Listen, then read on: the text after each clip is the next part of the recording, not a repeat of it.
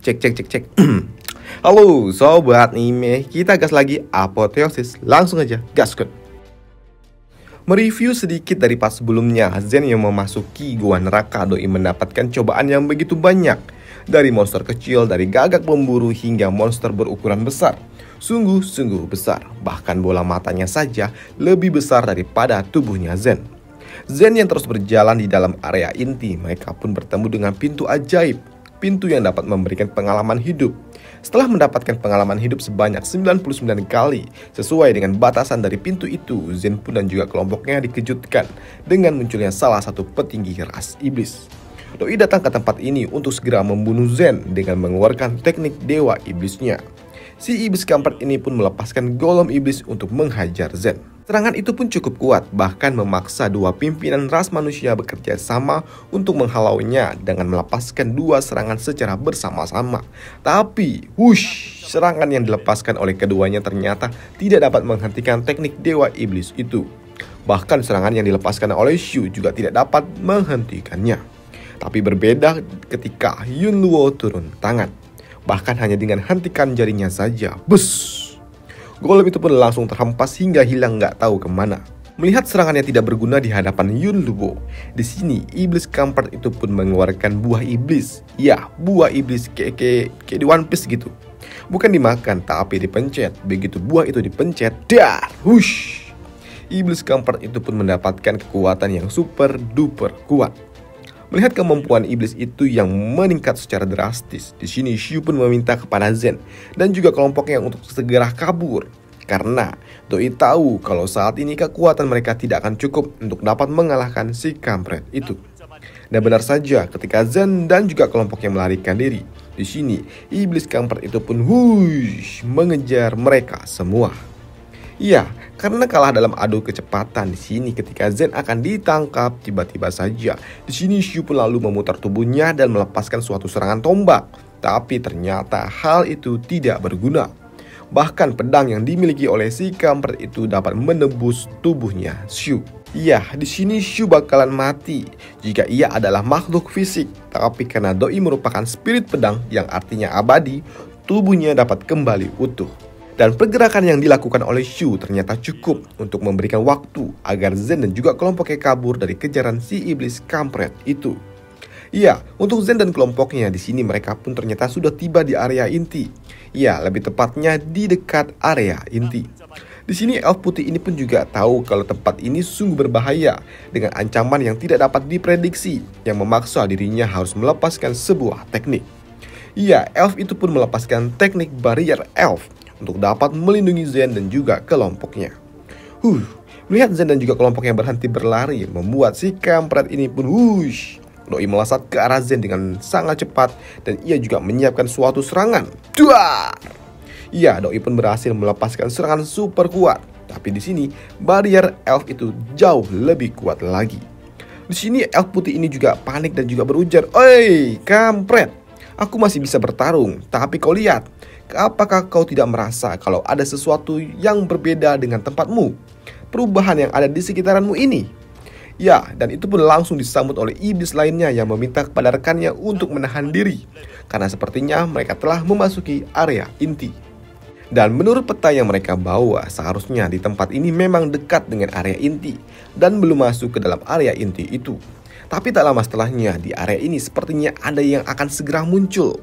Dan ciri-cirinya di tempat itu sesuai dengan ciri-ciri di mana area inti seharusnya akan segera muncul yang memaksa iblis-iblis ini pun harus terdiam dan menahan diri. Karena mereka juga tahu area inti bukanlah tempat sembarangan. Tapi di sini si kampret Meng Hong ini pun tidak peduli. Ia berpikir ia harus segera membunuh Zen dan barulah nantinya mereka dapat berdiskusi kembali. Melihat sikap keras kepala si kampret itu, di sini elf ini tidak memiliki pilihan lain jika memang si kampret itu mau membunuh Zen, maka dirinya juga akan tidak tinggal diam. Tapi atas desakan dari iblis-iblis lainnya dan juga ras lotion di sini, iblis Meng kampret itu pun pada akhirnya dapat menahan diri untuk tidak bertarung di tempat ini. Namun mereka yang terus berjalan dan tidak tahu arah, mereka merasa kalau mereka sepertinya hanya berputar-putar. Dan itu pun dapat dikonfirmasi atas tanda yang telah dibuat oleh Zen sebelumnya. Dan kali ini, setelah berjalan beberapa waktu, Zen pun kembali menemukan tanda yang telah ia buat sebelumnya, yang artinya mereka kembali berputar-putar saja di tempat ini. Namun apa yang dikatakan oleh Zen ternyata tidak dapat diterima oleh Rush Lotion ini. Tapi begitu Zen melakukan tes untuk mengujinya, Doi menutup mata orang itu dan membiarkannya berjalan dalam keadaan buta. Akhirnya, Doi pun paham apa yang dimaksud oleh Zen. Lantas di sini Zen pun juga mencoba untuk membuat garis lurus untuk menuntun mereka berjalan. Dan itu ternyata cukup efektif untuk membuat mereka tidak berputar-putar. Tapi mereka yang terus berjalan tiba-tiba saja mereka melihat ada sebuah cahaya merah. Cahaya merah yang sungguh besar yang ada di hadapan mereka. Di sini mereka pun menyadari sepertinya titik merah itu adalah inti dari kutukan gua neraka. Lantas mereka yang memutuskan untuk menjauh dari titik itu dan berjalan memutar. Tapi yang ada tahu-tahu sepertinya mereka hanya malah semakin mendekati titik itu. Padahal mereka seharusnya berjalan menjauhi benda itu. Di sini Yunluo juga berujar kalau sepertinya mereka tidak dapat menjauhi benda itu. Dan untuk memecahkan misteri itu, di sini Yunluo juga berujar sepertinya mereka harus memahami 3 lapisan hukum ruang. Atau mereka harus menemukan sebuah titik yang janggal yang ada di tempat ini. Lantas di sini mereka pun yang kembali berjalan menemukan banyak sekali tulang-tulang para kultivator yang sepertinya tersesat di tempat ini. Dan sepertinya tulang-tulang ini sudah berada sangat lama di tempat ini. Karena begitu tulang itu disentuh, blas, hancur seperti debu.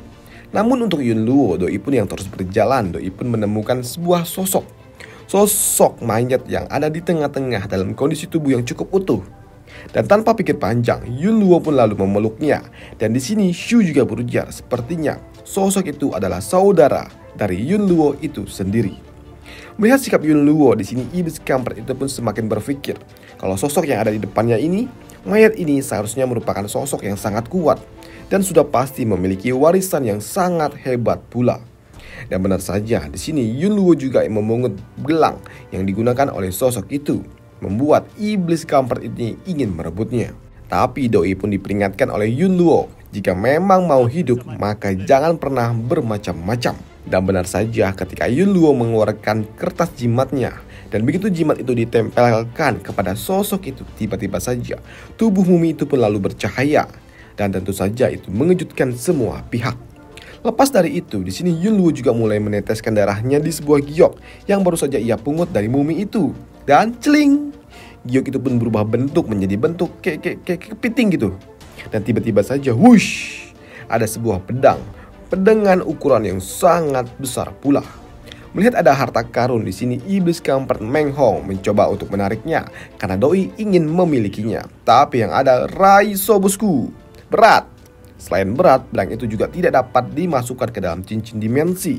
Dan ketika Zen ingin menariknya, Doi pun sempat diremehkan oleh iblis itu. Tapi di sini alih-alih menariknya, di sini Zen pun coba untuk melebur pedang itu ke dalam bentuk intisari dan akan menggunakan intisari itu untuk mendapatkan atau mengaktifkan sisik naga yang belum ia aktifkan selama ini. Selepas dari itu, di sini Yunluo juga meminta kepada Zen untuk mengeluarkan giok yang sebelumnya ia berikan. Dan begitu giok itu dikeluarkan dan diberikan energi, tiba-tiba saja celing, muncullah sebuah barrier. Melihat itu, di sini iblis kampret ini curiga. Kenapa Yunluo harus memberikan benda itu kepada Zen? Yang artinya Yunluo ini percaya dengan Zen dan itu tidak akan menguntungkan bagi mereka yang tidak memiliki hubungan baik dengan Zen. Namun begitu ras iblis ingin bergerak, di sini pergerakan itu disadari oleh pimpinan dari ras elf.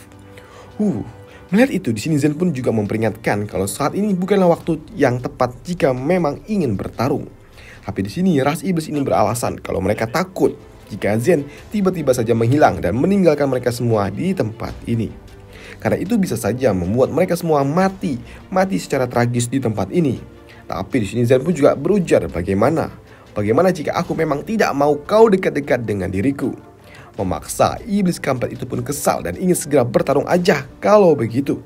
Tapi di sini Yunluo pun lalu pasang badan kalau dia akan berjalan di sisinya Zen, yang artinya jika mereka tidak mau mengikuti peraturan yang dibuat oleh dirinya, maka mereka akan mati dan tidak ada jalan kembali. Dan itu memaksa si iblis itu lalu kircep. Lantas mereka yang kembali berjalan, di sini salah satu ras Lotion pun memang sedikit kampret. Melihat ada herbal tingkat tinggi, Doi ingin mengambilnya untuk keuntungan pribadinya. Ketika ia ingin memetiknya, tiba-tiba saja, bah!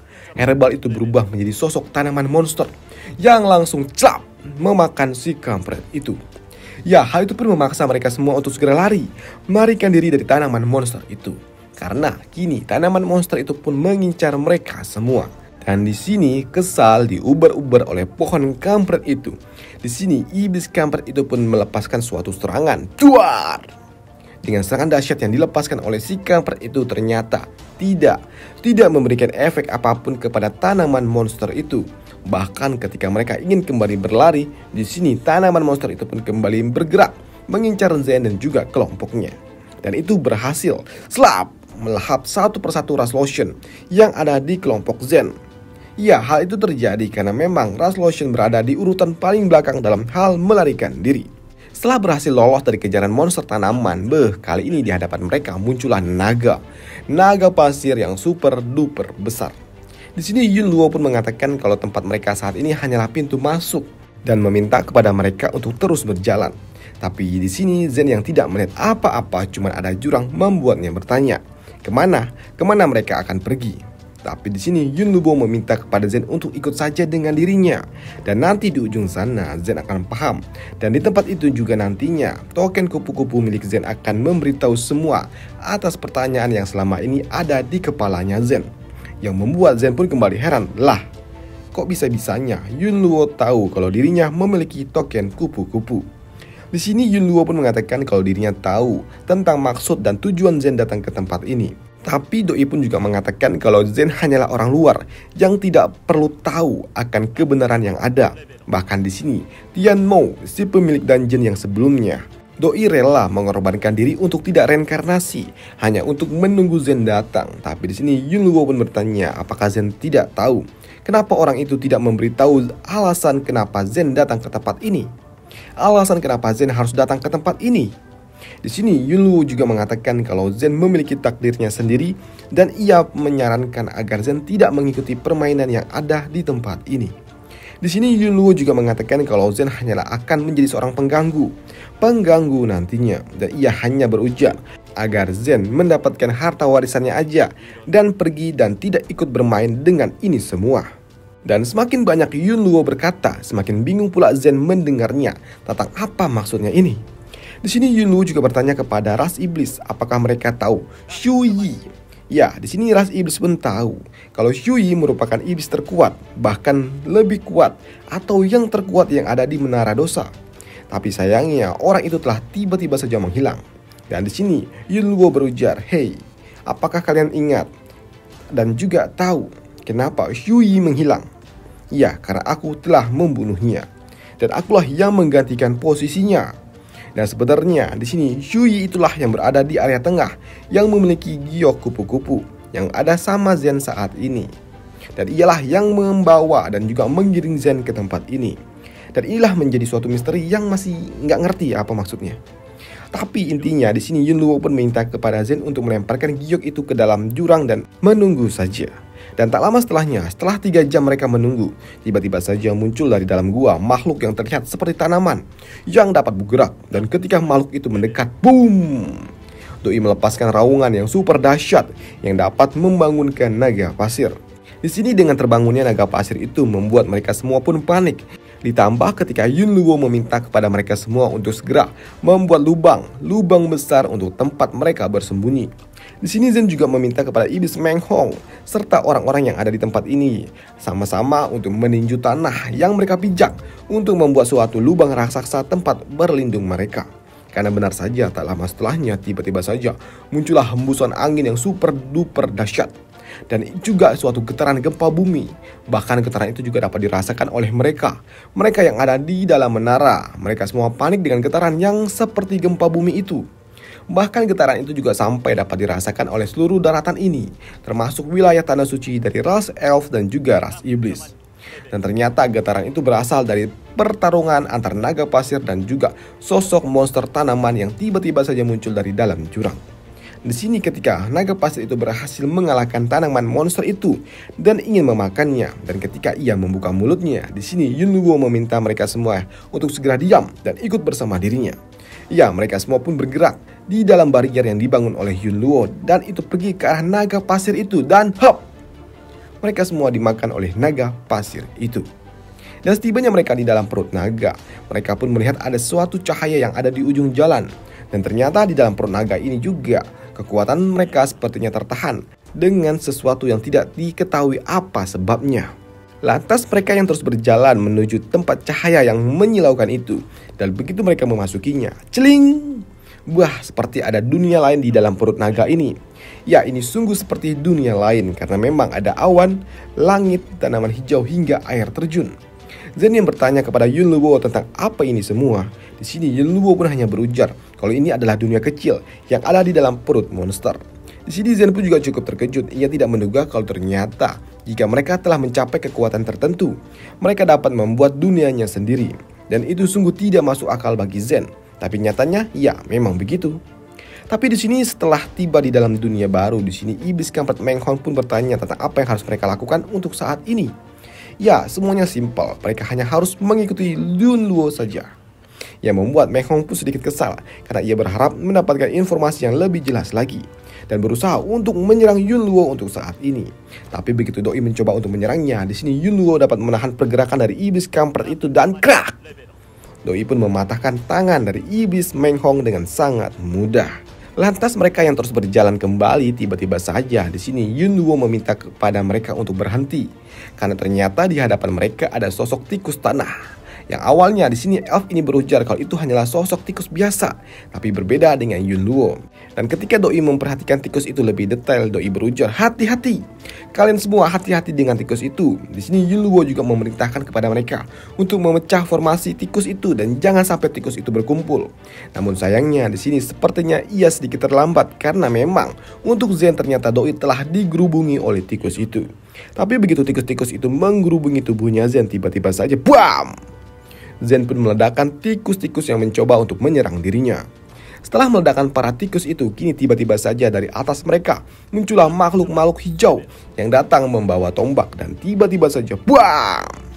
Makhluk hijau itu pun melepaskan serangan ke arah Zen dan juga kelompoknya. Ternyata mereka melepaskan serangan bukan ke arah Zen, tapi ke arah sarang tikus itu dan menangkap raja tikusnya. Tapi setelah menangkap raja tikus, makhluk hijau itu pun juga mulai berteriak ke arah Zen dan juga kelompoknya dan itu membuat mereka bersiap untuk bertarung. Tapi tiba-tiba saja Yunluo pun berujar, "Tunggu!" Yang membuat makhluk itu pun terdiam. Di sini Yunluo pun ternyata mencoba untuk melakukan negosiasi, yang pada akhirnya mereka pun mengeluarkan tali dan itu sungguh membingungkan. Tapi atas arahan dari Yunluo kalau tidak perlu melawan, ya pada akhirnya mereka semua hanya perlu diam dan diikat lalu dibawa. Dan ternyata mereka saat ini ditempatkan di dalam sebuah penjara. Dan ternyata di sini Yunluo pun menjelaskan kalau dirinya mencoba untuk melakukan negosiasi dengan makhluk hijau itu. Kalau mereka tidak tertarik dengan dataran ini dan hanya mengincar harta karun yang ada di tempat ini dan akan segera pergi. Tapi makhluk hijau itu pun ternyata tidak dapat memutuskannya seorang diri. Mereka akan melaporkan hal ini kepada pimpinan mereka terlebih dahulu. Dan tak lama setelahnya tiba-tiba saja muncullah seorang makhluk hijau yang sepertinya ia adalah tetuanya. Di sini Yunluo pun mencoba untuk melakukan negosiasi dengan ketua dari para makhluk-makhluk hijau ini. Namun sepertinya negosiasi mereka juga tidak berlangsung baik yang membuat Yunluo berujar kalau negosiasi telah gagal. Mereka akan membunuh kita semua, yang memaksa pertarungan tidak dapat dihindari lagi. Di sini Zen pun juga mulai bertarung membunuh para makhluk-makhluk hijau itu dan begitu juga dengan sekutu miliknya. Namun karena dunia kecil itu dipenuhi oleh makhluk hijau ini, tentu saja mereka kalah jumlah. Ya, walaupun mereka di sini kalah jumlah, tapi di sini Zen dan juga kelompoknya dapat memberikan efek serangan yang begitu dahsyat. Ya, walaupun di sini Zen sempat membuat pimpinan makhluk itu terkapar, di sini Yunluo pun mencoba untuk kembali melakukan negosiasi dan lagi-lagi hal itu tidak berlangsung baik, yang memaksa mereka kembali harus bertarung dengan makhluk hijau itu. Hingga pertarungan itu terus terjadi, ledakan super dahsyat pun terjadi di mana-mana dan itu sungguh chaos. Hingga muncullah seorang makhluk hijau lainnya yang mengenakan sebuah mahkota. Makhluk hijau ini membawa sebuah kotak kecil dan di dalamnya ternyata terdapat benda harta karun yang mereka cari, yaitu pecahan surgawi. Di sini makhluk hijau itu pun bersedia memberikan ini semua tanpa adanya perlawanan jika mereka, yaitu Zen dan juga kelompoknya, mau membantu mereka menghadapi musuhnya, musuh para makhluk hijau ini yang ada di dataran utara dari dunia kecil ini. Sedangkan untuk di dalam menara pagoda terbalik di dalam menara ini, setelah 1 bulan berlalu tanpa adanya informasi tentang keberadaan Zen. Di sini salah satu pimpinan ras elf pun mendapatkan kabar dari bawahannya kalau saat ini Meng Tian, si iblis kampret itu telah kembali datang ke dalam menara. Ya, dan ternyata berita itu benar adanya. Kini Meng Tian pun kembali membawa seluruh ras iblis yang sebelumnya harus pergi meninggalkan menara ini. Dan mereka lalu pergi menuju tujuan utama mereka, langsung menuju lantai ke-15. Walaupun sempat dihentikan oleh elf ini, tapi di sini Meng Tian tidak peduli. Bahkan Doi pun juga memberikan suatu ultimatum kalau ras manusia yang ada di tempat ini harus tunduk. Begitu juga dengan ras elf. Di sini Meng Tian yang sedang berbicara dengan ras elf itu, tiba-tiba saja ia didatangi oleh salah seorang manusia. Doi datang dan juga berujar kalau dirinya akan memimpin para manusia untuk keluar dari dalam menara. Tapi tiba-tiba saja yang ada, bam! Dar! Doi pun digampar oleh Meng Tian. Mendapatkan sikap Meng Tian yang tidak masuk akal seperti ini membuat elf itu pun meminta kepada bawahannya untuk segera mengumpulkan pasukan dari 15 lantai yang ada dan bersiap untuk bertarung dan juga berperang dengan ras iblis. Sedangkan untuk Zen, setelah membantu ras hijau itu bertarung dengan musuh mereka dan mendapatkan harta pecahan surgawi, mereka pun pada akhirnya keluar dari dalam perut naga pasir itu. Namun ketika mereka sudah keluar dari dalam perut naga pasir, di sini Yun Luo pun memang sedikit kampret. Doi pun menendang Meng Hong dan juga para iblis lainnya yang ada di belakangnya. Dan begitu Meng Hong terjatuh tepat di jidat naga pasir, duar! Mereka pun terbakar hingga tak berbentuk. Lantas di sini Zen pun dan juga kelompoknya mereka kembali berjalan menuju pintu keluar dengan menggunakan sebuah token yang diberikan oleh makhluk hijau itu. Mereka dapat membuka susunan formasi untuk kembali ke dalam menara pagoda. Waduh. Lantas di sini karena Zen memiliki token serta liontin aktivasi, yang artinya Zen memiliki hak untuk membuka dan juga menutup gua, membuat elf ini sedikit gusar. Begitu juga dengan pimpinan ras manusia. Tapi di sini Zen pun juga berujar untuk tenang dan jangan panik, karena Doi akan meninggalkan benda ini untuk dapat digunakan oleh ras elf dan juga manusia. Setelah membuka susunan formasi, Zen dan juga kelompoknya pun pada akhirnya mereka menuju pintu terakhir dari gua neraka. Sedangkan di dalam menara, mereka merasakan kalau ada pergerakan di dekat pintu gua dan menduga kalau itu adalah Zen dan juga kelompoknya. Tapi untuk Meng Tian, Doi berujar kalau itu hanyalah monster dan Doi juga tidak mengizinkan siapapun untuk membuka gerbang itu. Namun karena pintu itu tidak ada yang mau membukanya, duar! Pintu itu pun dihancurkan oleh Zen. Dan benar, dari balik kepulan asap itu adalah Luo Zen. Dan melihat ras iblis ada di dalam menara membuat Zen pun sedikit kesal. Ditambah ketika ia melihat ada seorang manusia yang terkapar di dekatnya. Di sini Zen pun juga berujar, aku telah mengatakan kalau ras iblis harus keluar dari dalam menara ini. Tapi di sini Meng Tian pun malah heran. Bagaimana bisa Zen muncul kembali? Tapi di sini Zen pun tidak peduli. Di sini Zen benar-benar murka. Walaupun di sini Meng Tian berujar kalau dirinya akan pergi dari menara, tapi di sini elf ini pun juga sedikit kampret. Doi bertanya apakah Zen akan membiarkan para iblis itu pergi begitu saja. Tentu saja tidak. Dan benar saja, kini Zen pun melesat ke arah Meng Tian. Dengan menggunakan 2 jarinya saja, di sini Zen pun dapat melepaskan suatu serangan ke arah iblis yang ada di hadapannya. Duar! Doi dapat dengan mudah membunuh iblis pertarung itu. Di sini Zen juga mengumumkan kalau dirinya akan memberikan persembahan, akan memberikan pertumpahan darah di dalam menara ini selama Meng Tian ingin meninggalkan menara ini. Para iblis-iblis lainnya pun yang mencoba untuk menghentikan Zen secara bersama-sama, tapi dengan teknik bintangnya aja. Di sini Zen pun Doi dapat membunuh mereka semua dengan sangat mudah. Di sini Zen pun benar-benar membunuh mereka semua dari ras iblis yang ada di dalam menara. Sedangkan untuk Meng Tian ternyata Doi sempat melarikan diri. Mendapati si kampret itu kabur, di sini Zen pun memutuskan untuk mengejarnya. Lantas dengan teknik kesadarannya, di sini Zen pun dapat mencari di mana si kampret itu bersembunyi. Dan begitu Zen berhasil menemukannya, Doi pun tersenyum dan mengeluarkan pedangnya. Di sini Meng Tian pun juga sepertinya ia telah sadar jika Zen telah menemukan dirinya. Lantas Doi pun juga berharap dengan teknik yang telah ia latih itu cukup untuk membunuh Zen. Dengan mengaktifkan tekniknya, di sini Meng Tian pun memutuskan untuk menghadapi Zen secara langsung. Dengan tubuh yang dilapisi oleh energi Qi, di sini si kampret itu pun menerjang Zen dari depan. Dan benar saja, dengan tinjunya itu, bam! Doi pun mencoba untuk meledakkan Zen. Tapi yang ada di sini, iblis Meng pun terlihat kesakitan, merasakan efek balik dari pukulannya sendiri. Di sini walaupun sempat terhempas, di sini Meng itu pun tidak goyah. Doi pun kembali mencoba untuk meninju Zen dengan sisa-sisa energi yang ia miliki. Namun sayangnya, di sini Zen pun juga tidak tinggal diam. Doi pun menyiapkan pedangnya dan cing! Pukulan si kampret itu pun dapat dihempaskan oleh pedang milik Zen ini. Bahkan dengan menggunakan tinju sisik naga, Zen pun bersiap untuk melakukan counter dan BAM! Zen pun menghantam si kampret Meng itu dengan kekuatannya. Dan tinjunya itu juga berhasil melenyapkan iblis Meng itu dari muka bumi untuk selama-lamanya. Setelah membunuh iblis Meng, Zen pun kembali ke dalam menara dan Doi juga memberikan suatu ultimatum kepada semuanya jika ras elf dan juga ras manusia itu harus. Kedua ras itu pun harus saling berjaga satu sama lain mulai saat ini dan juga ke depannya. Kedua ras itu harus mulai melindungi dan juga saling tolong-menolong. Setelah kejadian di dalam menara, Zen pun juga memutuskan untuk kembali. Ya, Doi berencana kembali ke daerah tengah karena ini sudah waktunya untuk membunuh Chushi. Dan untuk kembali ke daerah tengah, Zen pun juga harus pergi menuju tempat di mana dirinya ditransfer untuk pertama kalinya. Di tempat itu juga Zen pun disambut oleh para manusia-manusia ini. Manusia yang pertama kali diselamatkan oleh Zen dari incaran para ras iblis. Lantas di sini sebelum Zen benar-benar pergi meninggalkan dataran ini, ada seseorang bocah yang datang dan juga berlutut di hadapan Zen. Doi meminta agar Zen membawa dirinya dan mengangkatnya menjadi seorang murid.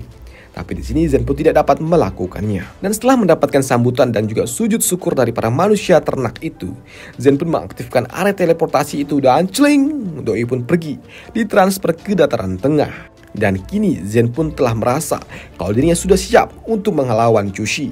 Karena di sini Zen juga merasa kalau dirinya telah cukup kuat untuk menghadapi Chushi seorang diri. Dan selesai alur cerita dari apoteosis kita di sini dan sampai jumpa di video selanjutnya. Di mana di part selanjutnya Zen akan pergi menemui seorang tuan putri yang memiliki tubuh feminim galaksi. Dan di tempat itu juga Zen pun akan memecahkan perawan anak gadis orang. Dan sampai jumpa di video selanjutnya. Bye.